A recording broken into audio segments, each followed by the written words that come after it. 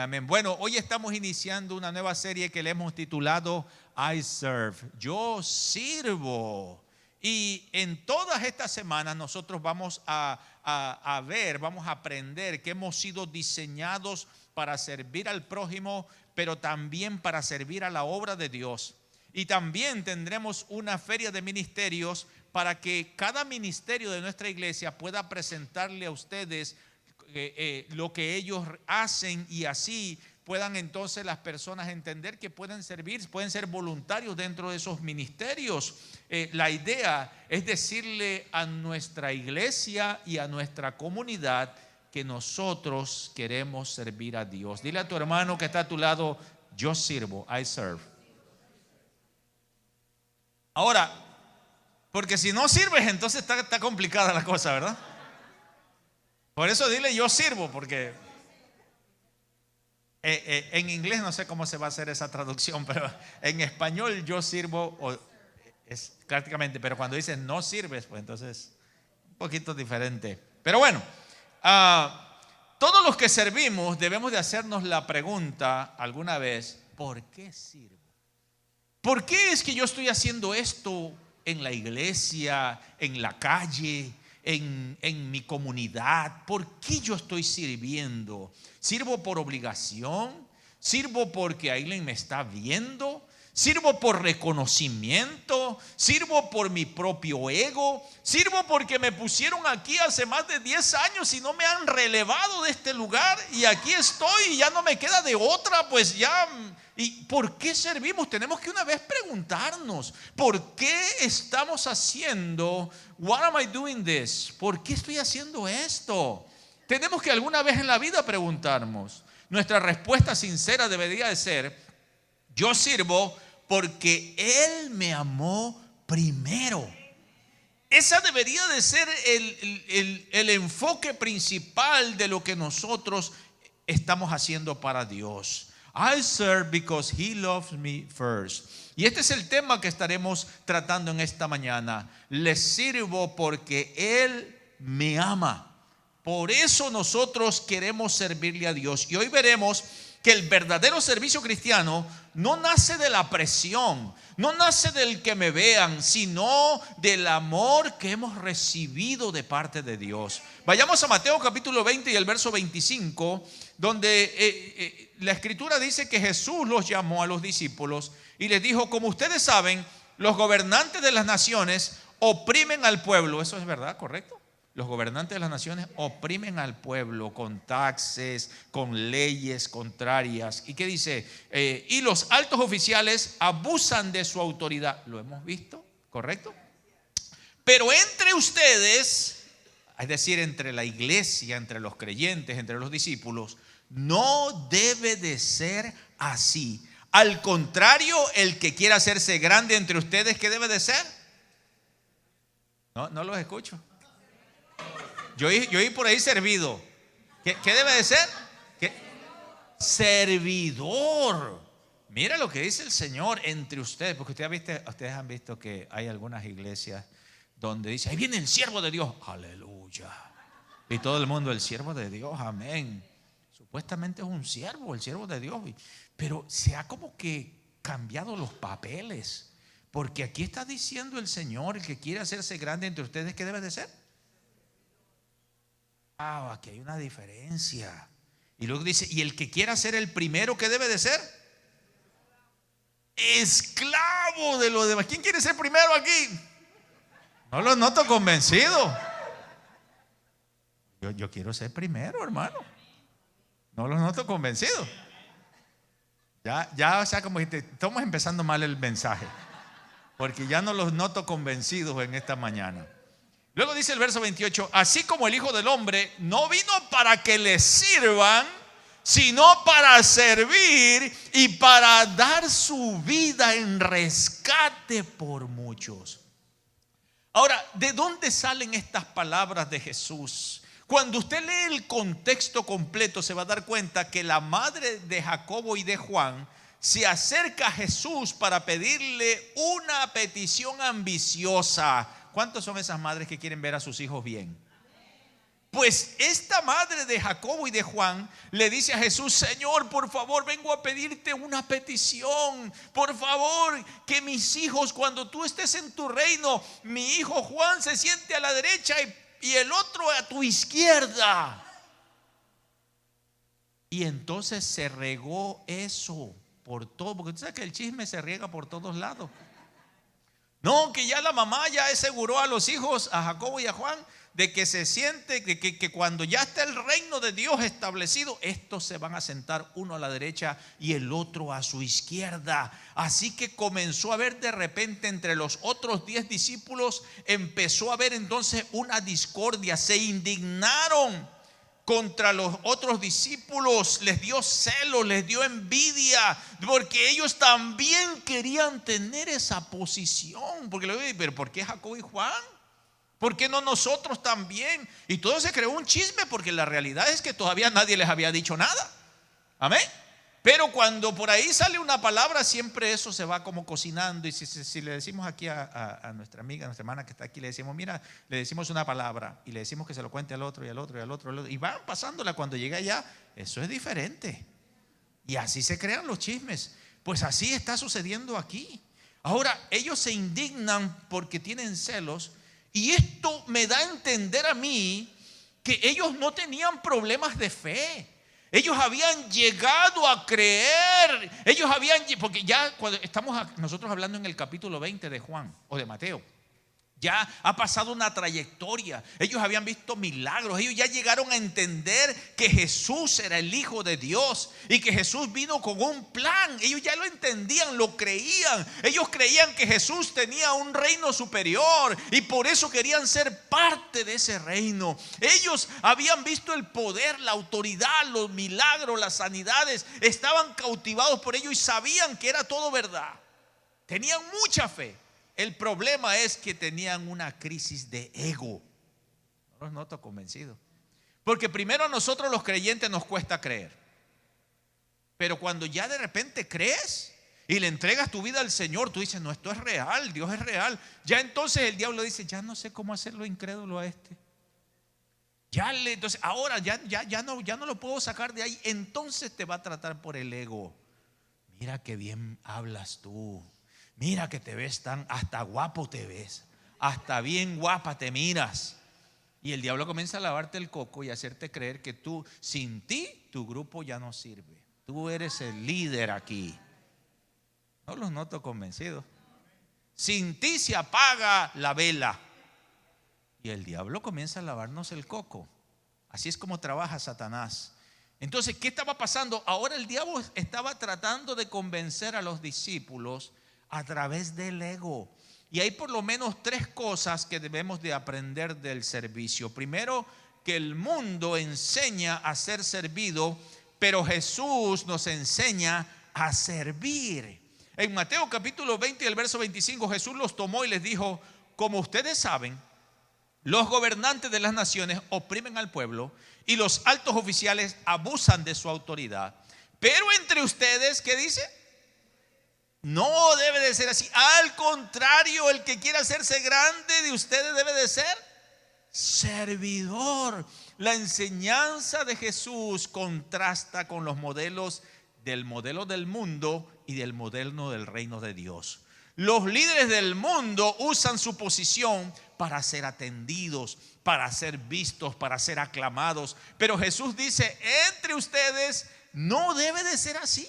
Me imagino de repente a Pedro, que era el más preguntón o el más como que el más aventado, ¿no? Y Pedro decirle: Señor, entonces ¿cómo debe de ser?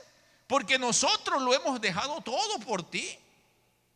Pues hay una parte en la Biblia donde Pedro le dice: Señor, nosotros que lo hemos dejado todo, ¿qué nos vas a dar?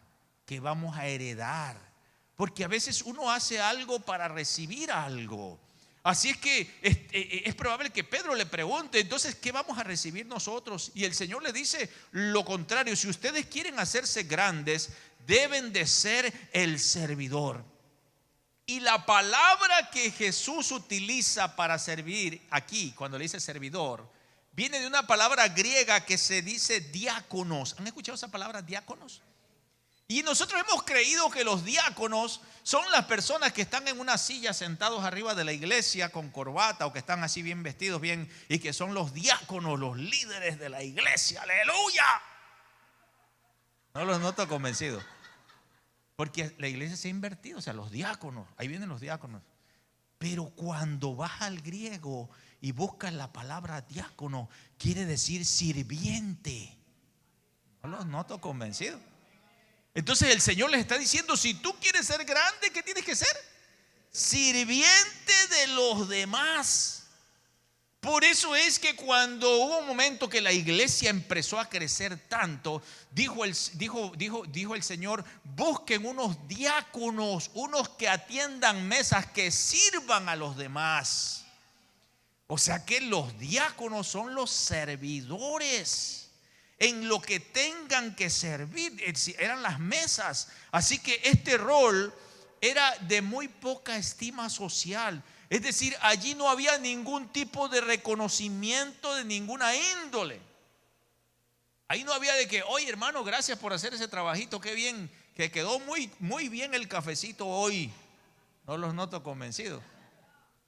El panecito que pusiste, que nos diste de comer a toda esta generación que viene de aquí, gracias. Nada de eso había, porque eran diáconos, eran solamente personas que servían en las mesas y eso era todo. No tenían que esperar ningún tipo de reconocimiento. ¿Cuántas veces yo he servido esperando reconocimiento, esperando que me agradezcan por el servicio que yo hago o que he hecho para la obra de Dios? ¿Cuántas veces yo lo he hecho? Yo soy culpable de eso. Cuando mi esposa y yo nos entregamos a Dios, se despertó en nosotros un deseo de servir a Dios. Un deseo, pero vea que nosotros hacíamos de todo en la iglesia. Hacíamos de todo. Estábamos que había que levantar gente en un van. Primero era nuestro carro, que era un carro Nissan chiquito de 2 puertas. Y ahí le decían, los hermanos llegaron a decir el arca de Noé.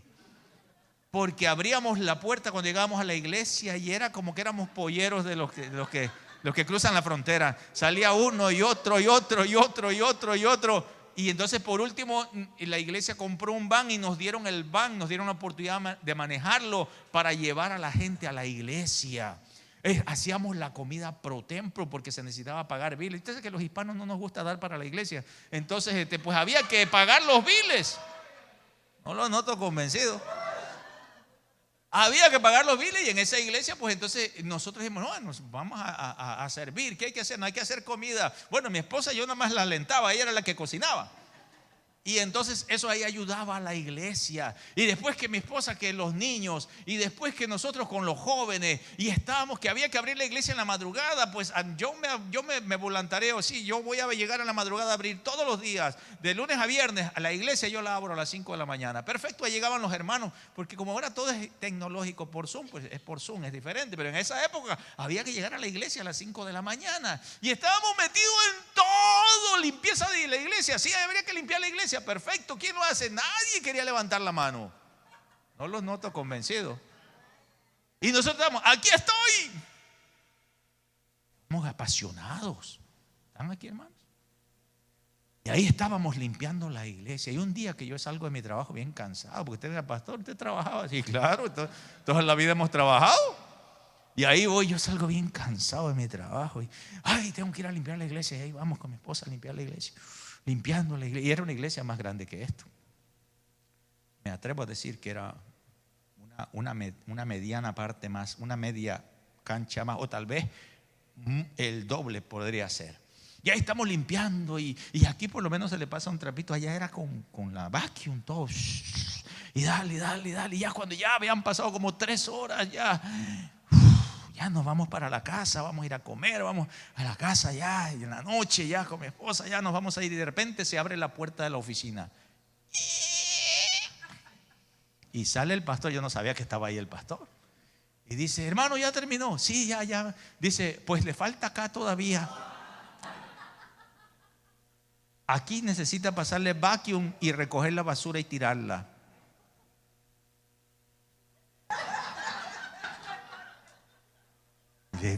¿Pero qué se ha creído este pastor?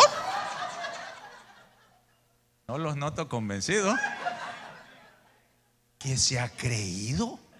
¿Cómo no trabaja él? Porque la gente tiene esa idea que los pastores no trabajan. Pero los pastores son consejeros, los pastores son administradores, los pastores a veces son raiteros, a veces son niñeros, a veces son ayuda social. Bueno, dependiendo del tamaño de la iglesia, hay que dar consejería a la gente, hay que ministrar a la gente. Y todo eso de allí es todo un tiempo que cuando usted se va a dar cuenta queda exhausto. No los noto convencidos. Pues, y cuando el hombre pues dice, pero yo en mi cabeza, pues dentro de, cuando uno es nuevo, pues uno piensa así, ¿no? Cuando uno no entiende estas cosas, yo dije, quiero que se ha creído como él no trabaja. De repente me voy yo y después me viene un pensamiento, pero pues, ¿a quién tú le estás sirviendo? ¿Tú le estás sirviendo al pastor o le estás sirviendo a Dios? Porque eso marca la diferencia, hermano. Yo le sirvo a Dios porque Él me amó primero. El mundo te enseña a ser servido, pero Jesús nos enseña a servir a Él, a su obra, a los demás. Así es que es importante que nosotros entendamos que nosotros le servimos a Dios. Ahora, llegó un momento que el orgullo me desvió. ¿Por qué? Porque si uno no escucha aplausos, si uno no escucha elogios, si uno no escucha agradecimientos, de repente uno se siente usado. Eso me ha pasado a mí, claro que sí. Pero tengo que volver otra vez a entender, espérate, yo no le estoy sirviendo a nadie más que a Dios.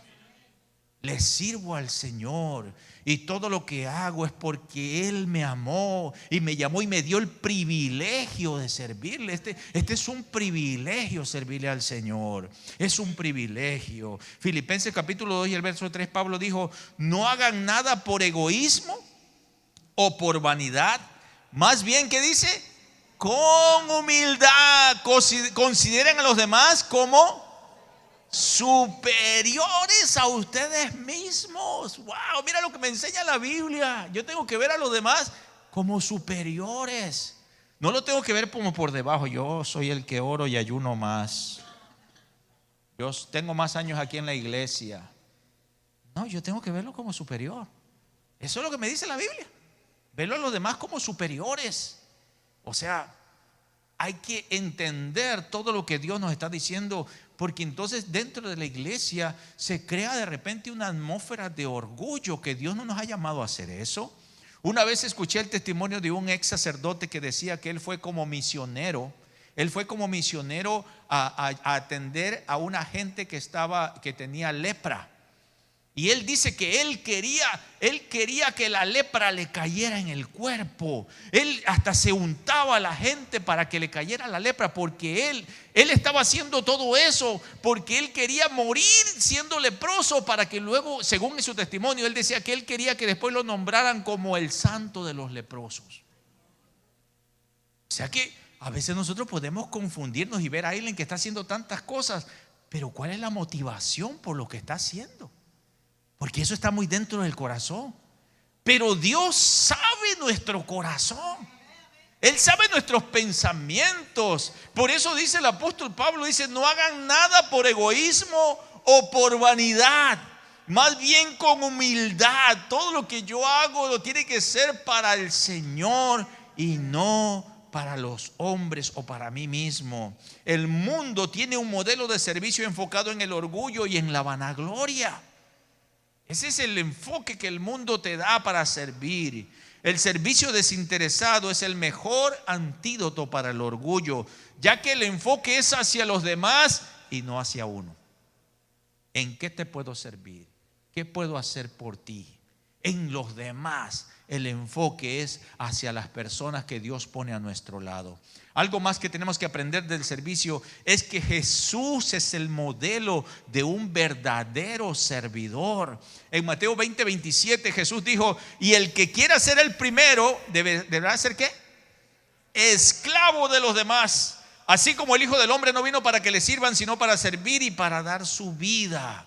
Aquí Jesús quiere dejar bien en claro que el verdadero modelo de servicio es a través de servirle, pero como un esclavo. Y usa la palabra griega, ya no usa la palabra diácono, sino que ahora usa la palabra esclavo, que viene del griego doulos. La primera que usa en el verso anterior usa la palabra sirviente, que es diáconos, pero ahora cuando vamos al original, él está usando la palabra doulos, aunque ahí dice directamente, en esta traducción dice esclavo, pero él usa la palabra doulos. Un doulos era la parte de servicio más bajo.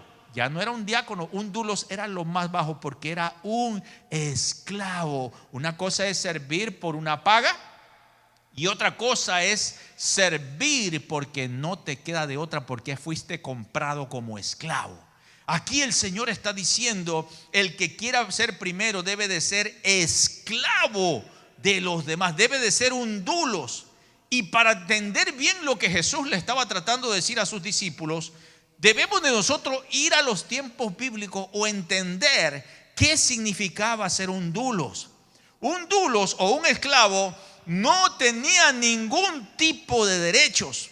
Su cuerpo, su voluntad le pertenecía a otro. Un esclavo simplemente había sido comprado por un precio y tenía que estar a la disposición de su amo. Un esclavo no podía elegir a quién servir. Él tenía que servir a todos los de la casa. No solamente a los que le caían bien, sino a todos los que el jefe o el amo le decía que sirviera. Un esclavo no esperaba reconocimiento. El trabajo del esclavo era invisible. ¿Están aquí? O sea, ¿qué quiere decir que esa persona hacía eso? Y nadie lo miraba, o sea, simplemente era invisible. Un esclavo en tiempos bíblicos no negociaba condiciones, no decía, bueno, voy a servir en esta área, pero al lavar los baños eso no me gusta a mí. No los noto convencidos. Un esclavo decía, ¿qué puedo hacer? Todo, vas a hacer todo. Entonces el Señor les está diciendo a los discípulos: si ustedes quieren ser el primero, tienen que ser esclavos.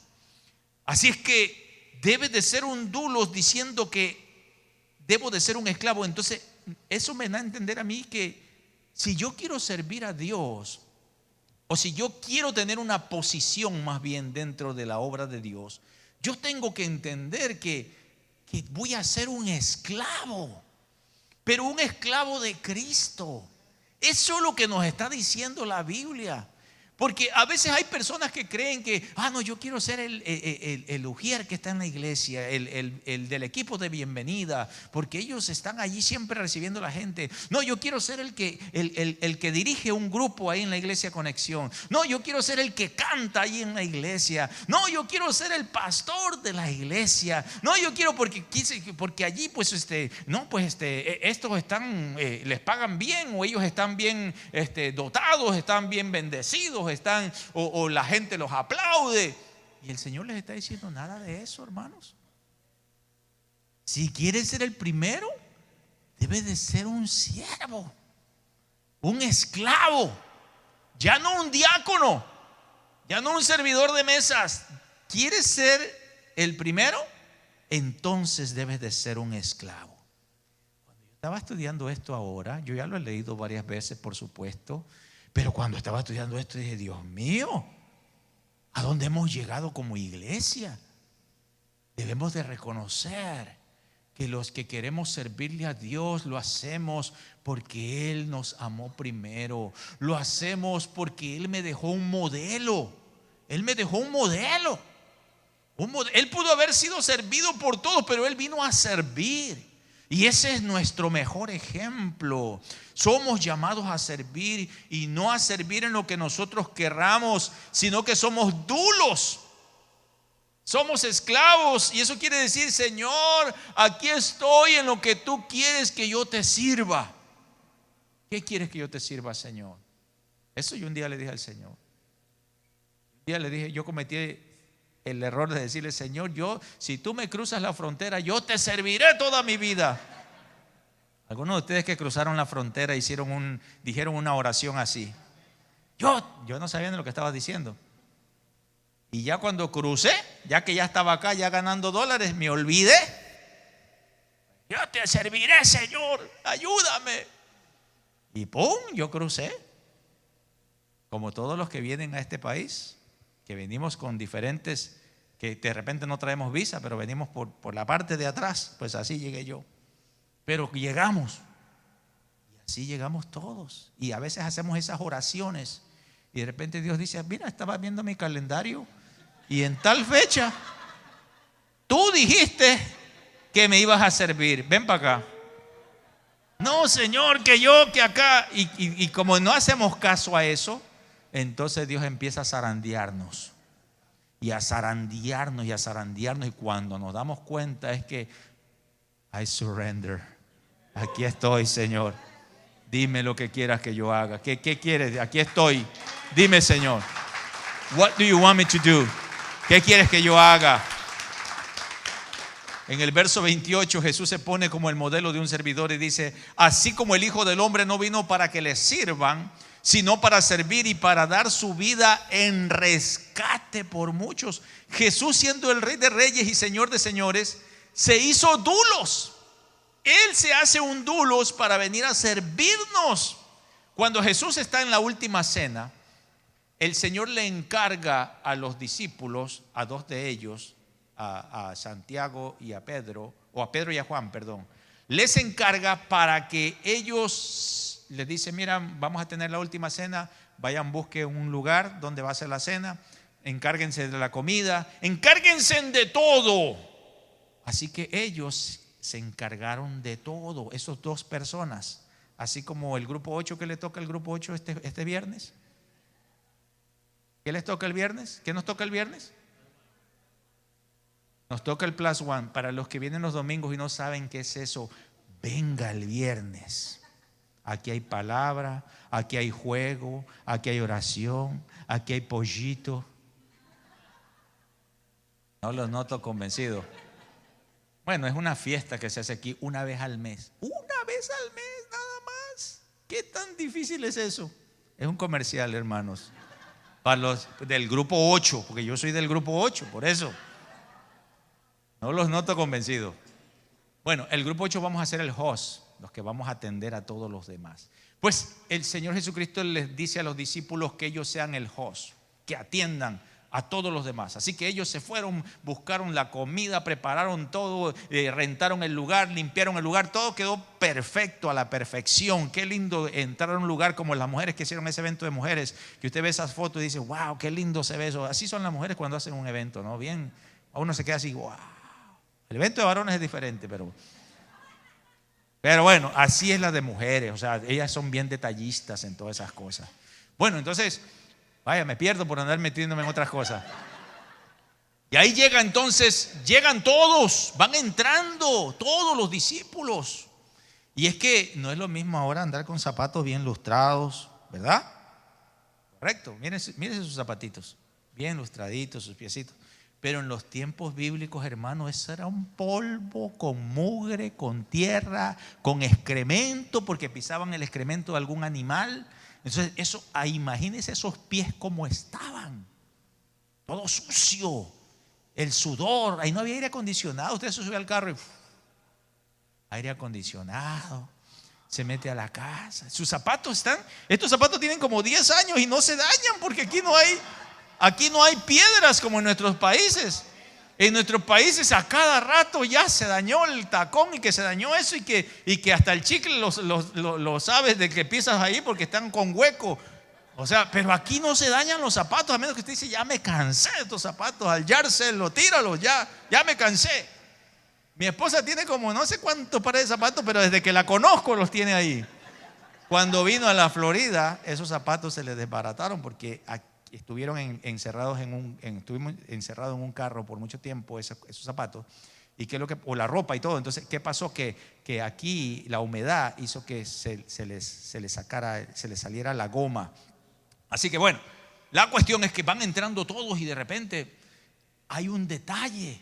Y el detalle es que en los tiempos bíblicos, cuando una persona llegaba a un lugar como visita, el dueño de la casa tenía que tener un dulos. Un dulos era un sirviente que entonces lo recibía y le lavaba los pies para que entrara a la casa, porque los pies estaban sucios. Pero en este caso a ellos se les olvidó contratar un dulos. ¿Qué es un dulos? Un esclavo. Porque era una casa rentada, no era en la casa de Pedro, no era en la casa de ninguno de ellos, era una casa rentada donde estaban haciendo lo que es la última cena. Ellos se van entonces a esa casa, están allí y de repente Pedro y Juan empiezan a pensar: ¿sabes qué, Pedro? ¿Qué pasó? Se nos olvidó contratar al dulos. ¿Y ahora qué vamos a hacer? Y van entrando todos. Y todos empiezan a verse y los pies sucios, apestosos. Es probable que Pedro dijo: yo no le voy a... No. Juan, te toca a ti.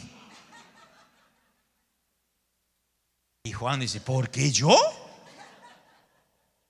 Recuérdate que yo tengo más derecho porque yo me ando con Jesús para todos lados.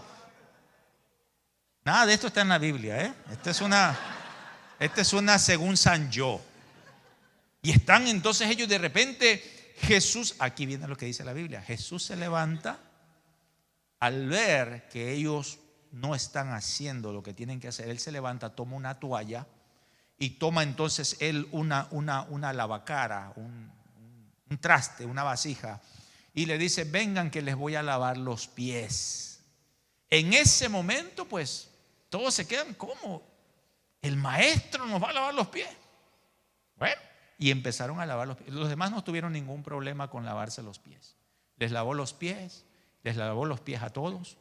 Y cuando llega donde Pedro, Pedro le dice: no, Señor, a mí no me vas a lavar los pies. ¿Por qué crees que Pedro dijo eso? Se sentía culpable. Por eso es que sacamos el según San Yo. Es probable que él haya dicho: no, yo qué voy a hacer eso, no, que lo haga otro. Pero aquí lo que tenemos que entender, hermanos, es que la palabra de Dios me habla de que yo tengo que ser un dulos. Jesús nos da el ejemplo. Él se puso como un dulos, como un sirviente. Él no tenía ningún problema, siendo el Rey de Reyes, el Señor de Señores, que todos los ángeles le sirven, que toda la creación le sirve. Él dice: yo no tengo problemas con servirte. Pero nosotros tenemos en nuestra mente como que el que llega más arriba, y si un hispano va subiendo más, pues lo tratamos de bajar para subir nosotros. No los noto convencidos. A veces los americanos nos dan ejemplo con eso, hermanos. Los americanos a veces quieren levantarte a ti que tú. A mí, gracias a Dios, me ha tocado trabajar con americanos que me han alentado a subir. Pero a veces me ha tocado trabajar con hispanos que me han intentado bajar, serruchar el piso. Porque de repente no te ven, sino que ellos se ven a sí mismos. Nosotros tenemos que tener, dice que el que quiera ser el primero, ¿qué tiene que ser? Esclavo. Así que piénsala bien si quieres ser el primero. Entonces eso es lo que me da la palabra. Entonces el Señor, siendo el Rey de Reyes y Señor de Señores, se hace un dulos. Y dice en Filipenses 2:5: haya en ustedes el mismo sentir que hubo en Cristo Jesús, quien siendo en forma de Dios no escatimó ser igual a Dios, ni se aferró, sino que se despojó a sí mismo y se convirtió en un hombre. Y dice que se hizo obediente hasta la muerte, y la muerte de cruz. O sea que no era cualquier muerte, era la peor muerte. Él toma la posición de un esclavo para llevar hasta dar su vida en sacrificio por nosotros. Eso lo hizo pensando en nosotros, hermano. Cuando Él estaba muriendo en la cruz, Él nos estaba viendo a cada uno de nosotros, porque Él murió por los pecados pasados, los presentes y los futuros. En la cruz Él pagó por nosotros, pagó el precio que nadie podía pagar. Así que todo lo que estaba haciendo allí en ese momento, en su mente, estábamos pasando nosotros. Y si solo hubiera estado usted o yo allí, el Señor lo hubiera hecho por amor a usted o a mí. Ese es el amor de Dios. Y usted me dirá: pero ¿por qué tuvo que morir en una cruz? ¿Por qué no le puede haber dicho: Padre, fírmale ahí nomás para que no pase nada ya? Porque a veces nos podemos hacer esa pregunta. Bueno, es que un Dios justo tiene que hacer cumplir su ley. Si un Dios justo, de repente viene un violador y le dice: mira, padre, perdóname. Él dice: ok, sí, te perdono, pero tienes que pagar por lo que hiciste. Pero si dice: bueno, como eres amigo, como vienes a nuestra iglesia, fírmale aquí, no hay problema, dice el padre. Entonces, ¿cómo sería el padre? Sería injusto. Pero el Padre cargó todo el precio de la ley sobre Jesús. Jesús lo pagó todo en la cruz. Él murió por usted y por mí, para darnos la oportunidad a nosotros de ser perdonados y ser lavados con su sangre. Hoy en día tenemos ese privilegio de llegar al cielo, de estar con Él, de vivir ahora aquí una vida de cristiano, de creyente, por el sacrificio de Cristo. Él lo hizo por nosotros, porque nos amaba. Y por último, nuestra respuesta debe de ser entonces: yo sirvo porque Dios me amó primero. Vayamos a la primera carta de Juan, en primera de Juan 4:19, donde el apóstol Juan dice: nosotros lo amamos a Él porque Él nos amó. Aquí está el secreto.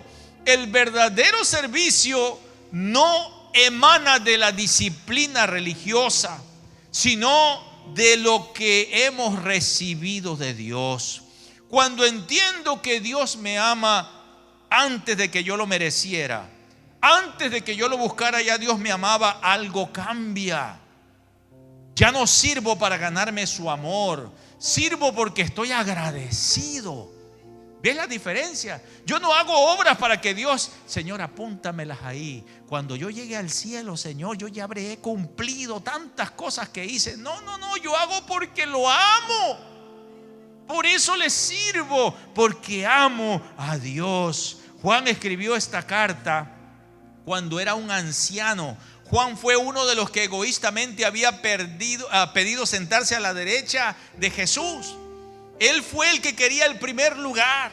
Él fue el que quería recibir una posición por su servicio. Pero ahora ya habían pasado los años. Cuando Juan está escribiendo esta parte de la Biblia, han pasado los años. Ya Juan había sido cautivado por el amor de Dios. Ahora Juan estaba exiliado en una isla, sirviendo como escritor de cartas a las iglesias. Juan estaba sirviendo a Dios, recibiendo la revelación del Apocalipsis. Todo el Apocalipsis la escribió Juan. Y él está sirviéndole a Dios allí. Ahora era un dulos, porque él estaba en una isla, encerrado ahí en esa isla, no podía salir de allí. Y Dios lo había permitido así, porque tenía que recibir las revelaciones más grandes de lo que estamos viviendo hoy en día.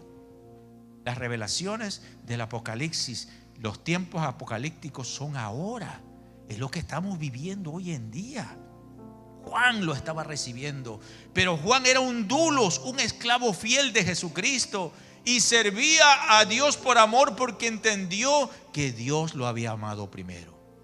Cuando una persona no experimenta el amor de Dios, sirve desde dos plataformas. Una, sirve desde el miedo, es decir, sirvo para que no quedar mal, para que no me castigue Dios, por eso le tengo que servir, o porque tengo que cumplir esta obligación, porque ya le dije a fulano y por eso. Y la otra, sirvo desde la plataforma del orgullo, es decir, sirvo para que me vean, para ganar posición o para sentirme mejor conmigo mismo, por eso hago las cosas. Ambas de estas plataformas nos producen desgaste, nos hace crear una mala actitud.